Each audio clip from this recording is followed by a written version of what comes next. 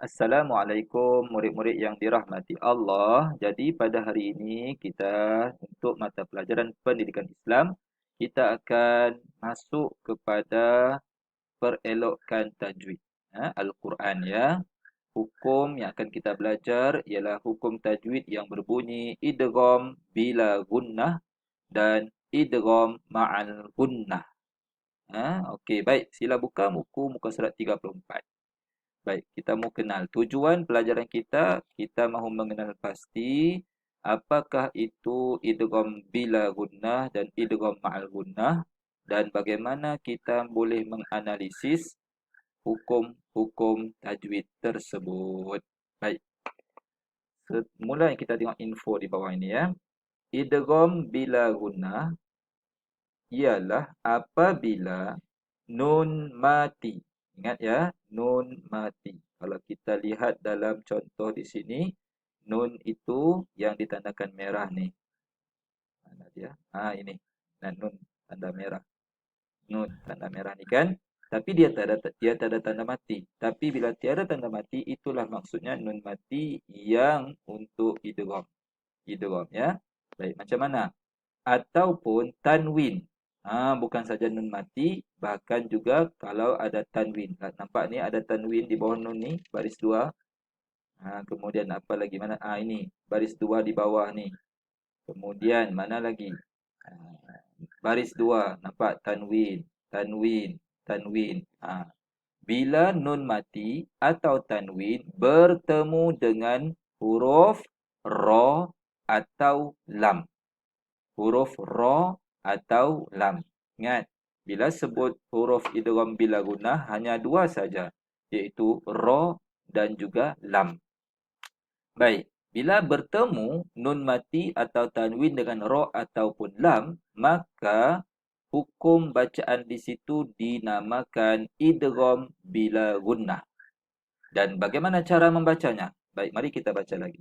Cara bacaannya ialah memasukkan bunyi nun mati ataupun tanwin ke dalam huruf. Huruf apa? Huruf ra dan lam. Tanpa dengung. Tanpa ada dengung. Maksudnya, kita masukkan sahaja bunyi nun mati dan tanwin itu dalam huruf ra dan lam.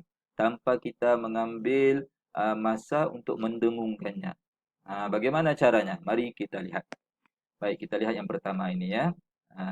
Kita ambil ini. Kita ambil yang di sini ya. Nun, nampak ni ada baris 2 tanwin. Okey, bertemu dengan ra. Bila bertemu begini, maka namanya idgham bila gunnah. Bacaannya macam mana? Bacaannya ialah kita masukkan bunyi tanwin ini. Macam mana bunyi tanwin ini di sini? Nin. Nin. Itu bunyinya. Asalnya nin. Tapi bila bertemu dengan ra, maka kita bunyikan tanwin itu masuk dalam ra. Akan berubah jadi begini. Nir. Nir. Nir. Begitu ya. Jadi bunyi nun tu, bunyi tanwin tadi tu tidak lagi kedengaran dengan jelas.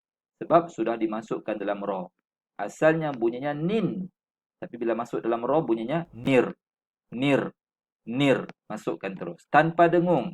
Maksudnya apa? Masuk dengan tanpa ada mengambil masa yang panjang. Bunyinya begini. Nir. Nir. Kalau ada dengung, kalau yang bacaan salah begini. Nirra, nirra. Itu salah. Bukan begitu. Kita tengok contoh yang lain. Kita lihat di sini ya. Ni nun mati bertemu dengan ra. Maka asalnya bunyi di sini nun mati ialah min.